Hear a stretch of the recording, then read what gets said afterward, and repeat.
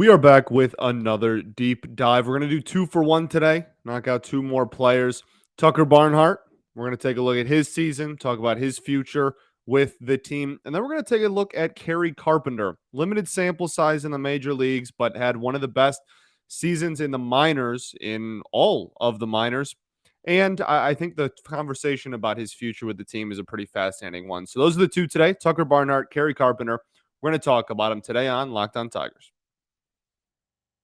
You are Locked On Tigers, your daily Detroit Tigers podcast. Part of the Locked On Podcast Network, your team every day.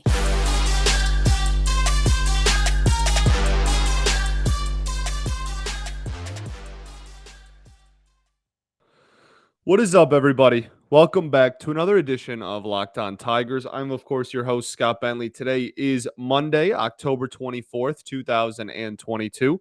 Thank you, for making Locked On Tigers your first listen every single day. We are free and available wherever you get your podcasts, including YouTube. Today's episode is brought to you by SimpliSafe Home Security with Fast Protect technology exclusively from SimpliSafe. 24/7 monitoring agents capture evidence to accurately verify a threat for faster police responses. There's no safe like SimpliSafe. Visit simplisafe.com/lockedonmlb to learn more.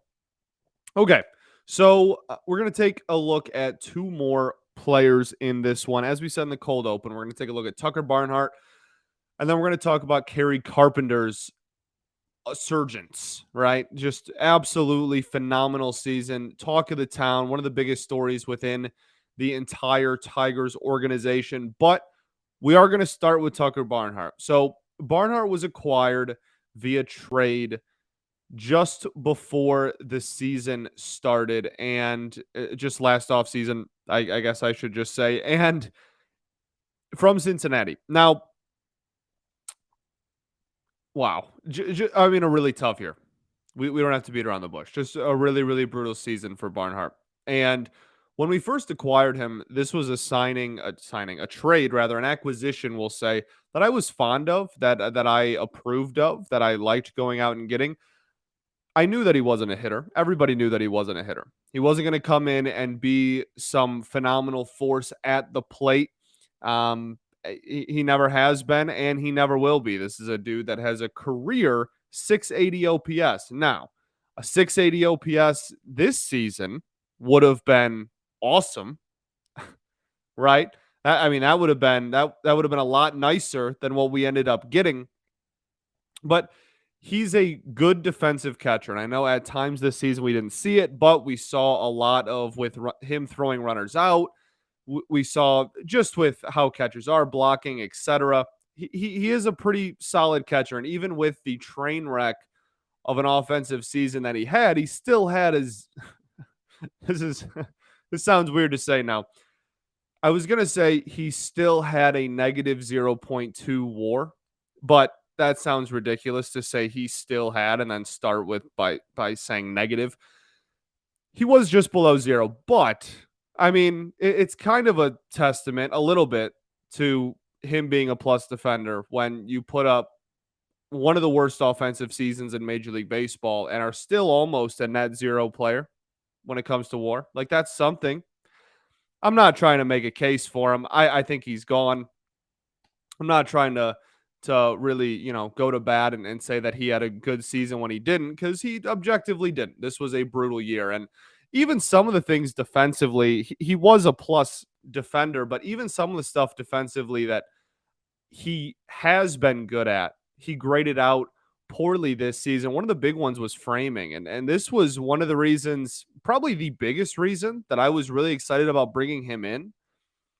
I really, really was pumped about this young pitching core and Erod, etc. This pitching staff we had coming into this season. I was really excited about the optics of Tucker Barnhart being the catcher for that staff. He's always called really good games in Cincinnati. Everybody that has ever been a pitcher, been half of his battery, has spoke very highly of him and talked about how great of a framer he was, how great he was defensively behind the plate, how great of a leader he was, how great of a play caller he was, etc.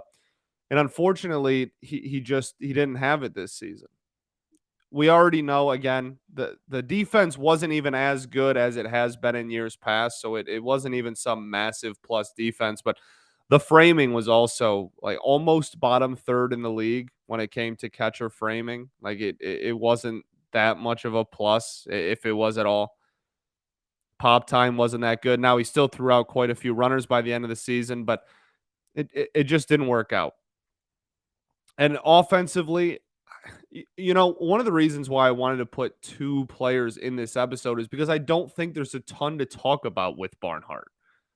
Like, I really don't. I think that this is pretty self-explanatory, just in the sense that he was objectively one of the worst hitters in the game of baseball. That's inarguable. And he wasn't nearly enough of a plus behind the plate defensively to justify the bad offense or to justify, in my opinion, keeping him around for next season. I think it's a pretty short conversation. Again, offensively, it was not good. Nothing really went right. There isn't even one single stat that you can be like, "Oh, look, he did this better though." Like, no, it was down across the board, and he already doesn't have a very good offensive profile as is. In 2021, for instance, he had a 204 expected batting average, a 313 expected slugging percentage, a 265 expected weighted on base percentage. Okay, so those are his expected numbers of the slash line stats, right?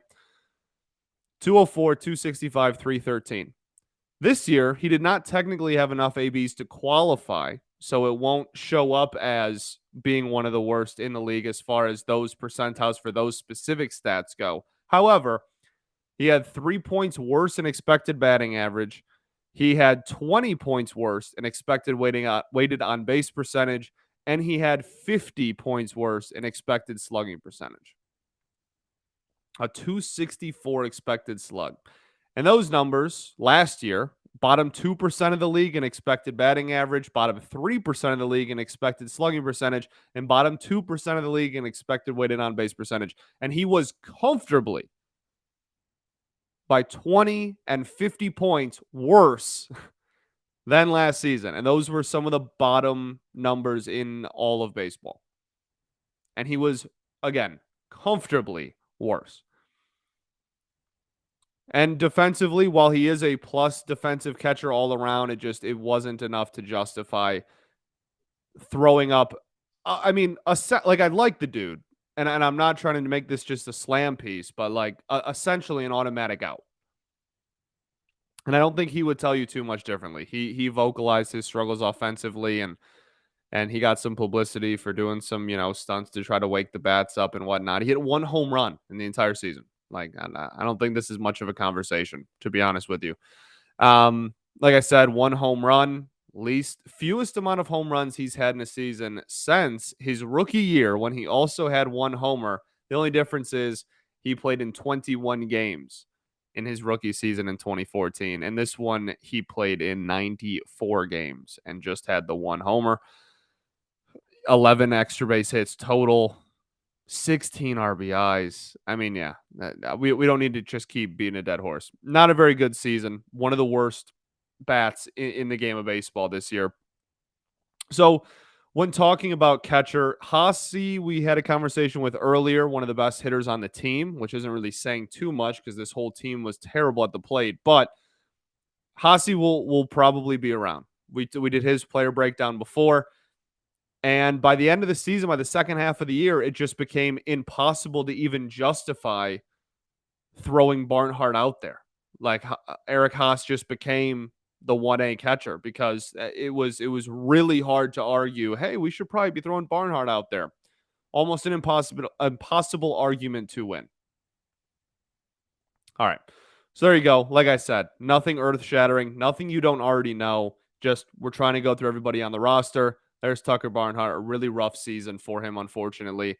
We will get to the future of him with the Tigers and Just the catcher position at a whole, we kind of talked about it with Eric Haas. We'll talk about it again and the third and final segment. For now, though, let's get to Kerry Carpenter. I think that's an interesting conversation. But first, I got to tell y'all about our friends over at interesting is a dumb word.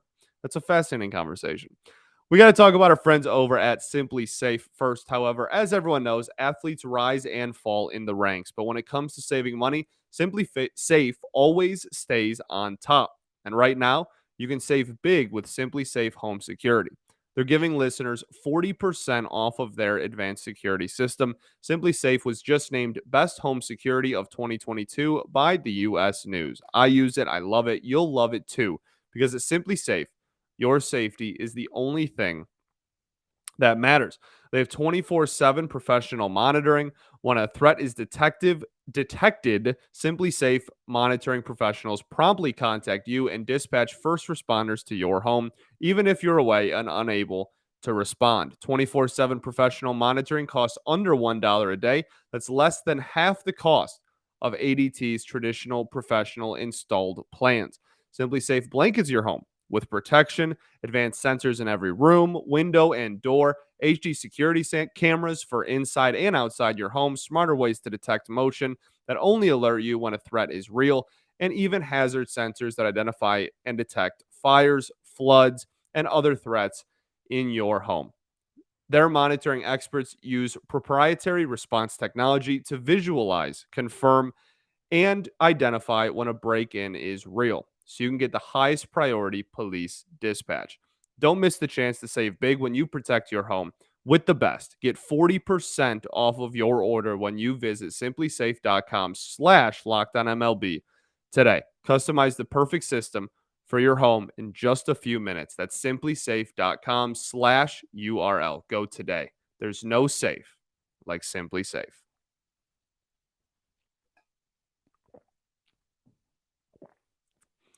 All right, everybody. Welcome back here for segment 2 of Locked On Tigers. Thank you for making us your first listen every day. Greatly appreciate all y'all. So, Kerry Carpenter talked about Tucker Barnhart. Kerry Carpenter, really fun story from this season for the Detroit Tigers. Where do you think he ranks in biggest storylines of the season? Like biggest positive storylines of the season? It's got to be really high up there. Yeah, he's got to be one of the biggest positive storylines in the entire Detroit Tigers season this year. Really good story, really good for player development when you look at the development of players and hitters specifically that kind of gets dogged on a lot with the Tigers. And this, at the present moment, is a pretty big success story. So, Kerry Carpenter in 2019, okay, rookie league and low A ball combined. He had a 966 OPS, 9 home runs. Okay, did really well. No minor league season in 2020. 2021 rolls around. He goes to Double A. In 112 games, he has a 752 OPS and a 433 slug. He's got 15 homers, 74 RBIs, strikeouts under 100. He was solid. 752 OPS, 262 average. Like he was solid, but he wasn't necessarily breaking barriers. And nobody was looking at Kerry Carpenter like, oh man, hey, when 2022 rolls around, watch out. This dude could make a shot at the major league roster. No, there's not a single soul, I don't think, outside of maybe Kerry Carpenter himself on the planet that going into this season was looking at him as a guy who was going to play in the majors this year. I don't think that was on anyone's radar. Then 2022 rolls around. Between Double A and Triple A this year, he had a 1,025 OPS, a 645 slug, a 313 batting average, under 90 strikeouts in 98 games, paired with 33 walks, 75 ribbies, and obviously the big one, he had 30 home runs, which at the time of him getting called up, he led all of the minors in home runs. He also had 27 doubles to go along with his 30 home runs, so almost 30-30 in that regard. I mean, what is that? 57 extra base hits in 98 games. That is nutty. He was on another planet. And so I'm really glad that they gave him the opportunity to play in the majors this year. I think that's an awesome opportunity, obviously, for him. But I think that that is something, especially with this. honestly just how thin the outfield was this season. The Austin Meadows thing we've talked about. Akil Badu really struggled this year. We'll get to him eventually. Like there was a lot of opportunity, we'll say, in the corner outfield to I mean, Robbie Grossman traded at the deadline, right? There's a lot of opportunity in the corner outfield positions to really step up and make something. And I know he played a lot of DH too, and Miggy is that's going to be an opportunity next year as well. You know what I mean? Like that's somebody's going to have to play DH a sizable portion of the season because I hate to break it to you, if you haven't already come to terms with this, come to terms with it now. Miguel Cabrera is not playing like 110, 120, 130 games, even though he's only going to be the DH next year. Like this dude is going to play a couple of games a series at most. I'm not even sure I'd expect him to hit like 105-ish games. So you're going to need someone to log. Maybe they do a platoon thing. Miggy gets DH against lefties. Kerry Carpenter gets DH against righties. And then Carpenter obviously can play the corner outfield too if you want him to. Maybe. I don't know. But he filled in a role. He filled it nicely. By the end of the season, and I know it's only 31 games, 113 plate appearances, right? He had a 252 average, a 310 on base percentage, a 485 slug. That's a 795 OPS. Now, if that was over the full season, that would have been the highest OPS on the team. So good, right? It's nice to see somebody with an OPS over, 650 like the rest of the lineup. That's at least not refreshing, even if it's not technically a qualified hitter. But I mean, 10 extra base hits in 31 games. Again, really solid number in that one. Or 11 extra base hits. Sorry, I forgot he had a triple in there. 11 extra base hits in 31 games. Solid. Like he really looked good. And he started off slow, and we talked about it on the show. The first week, 5 games maybe until he got his first hit. Really, he looked kind of maybe overwhelmed. He was swinging and everything. He had a lot of strikeouts, and then after really he got that first hit, he kind of just buckled down and really improved. And he went a little bit of a heater there after he got his first hit, and then kind of dipped again a little bit in like mid-September, and then finished on a strong note again, ended the season really hot as well. So we'll gladly take it. And his swing is very compact. I really like his swing a lot. Maybe a little bit of work still on the follow through, but he's young, and the development, clearly whatever he did developmentally this year worked wonders. So not really tripping about it, but I think there's still a little bit stuff there maybe to work on. As a whole, though, this is a huge success story. Like I said, one of him and Wilmer Flores are probably the two biggest like positive storylines from this season.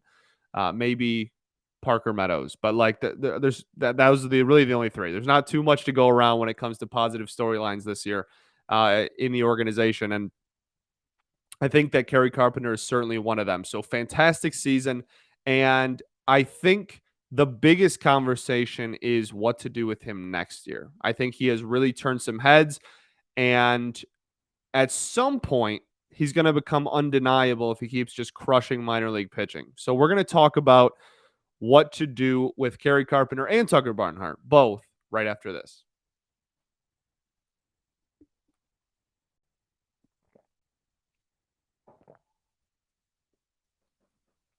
What is up, everybody? Welcome back here to our third and final segment of Locked On Tigers. I am, of course, your host, Scott Bentley. Okay. I don't usually do that in the third segment, and I don't know why I just did it. Anyway, okay. Yes. Tucker Barnhart and Kerry Carpenter. So Tucker Barnhart, again, I think is a pretty quick conversation, unfortunately. Again, I don't want to just come on here and just slam people, but like if we're gonna do the percentage thing for Barnhart, let's just give it a 0 and move on. I really don't think there's any chance that Tucker Barnhart is an Old English D next year. He's going to be an unrestricted free agent. I have no clue why the Detroit Tigers would bring him back. Again, great dude. Didn't work out here. Wish you nothing but the best. But I don't think that there's any scenario in which the Tigers look at what he did in 2022 and go, you know what? This is somebody that we need to prioritize for next season. I think this is a guaranteed zero. I would be absolutely stunned. I would be floored. It would be one of the biggest surprises of the entire offseason if he was back in 2023. I think it is a 0% chance. The first zero, one of maybe the only zero I give out, honestly. I am very sure that he will not be back because that just requires us actually re-signing him. Like it's not like there's control. Like that would cause an actual re-signing. And I don't think that makes any sense. So Tucker Barnhart likely gone. However, when it comes to Kerry Carpenter, I think that this is a fascinating conversation. So, corner outfield next season, okay? What does the corner outfield look like next year? I think presently it is Riley Green is going to get one of those spots. Austin Meadows is going to get one of those spots. And then you kind of have a conversation about what to do with the other one. Now, I still, and we'll get into this when we do our deep dive on Riley Green, but there is, and I'm not trying to say that Riley Green is some terrible defender. He's not. He has proved a lot of people wrong from his draft night to now. He has been a plus defender in center field. He was very good defensively this year. Love it. That being said, I still don't think it would be the worst thing in the world if the Tigers brought in an even better defensive center fielder to play in center and then move Riley Green to one of the corners. I think that might utilize his value even more and utilize the team's value and in the defense in the outfield even more. Okay. So that's a conversation. And also, if you're just like Akil Badu really struggled this season, we'll talk about that when we get to him as well. There's just this bigger question mark around what to do with the final outfield position. Riley Green and Austin Meadows are going to lock down two of them. Which two? We don't know, but two of them at least. Do you just roll into next season with an outfield of center field Riley Green, right and left field Kerry Carpenter, Austin Meadows? Is that just what you do? You just roll into next season with that? I don't know. I don't know. I think that's putting a lot of faith in Kerry Carpenter. Or if it's not Kerry Carpenter, then it's putting a lot of faith into an Akil Badu resurgence. I would feel more comfortable if they went out and brought in another outfielder. I think that would be better for the Detroit Tigers next season. I think that would add stability to the outfield as it is. I don't see a purpose in bringing back Victor Reyes. We've talked about that.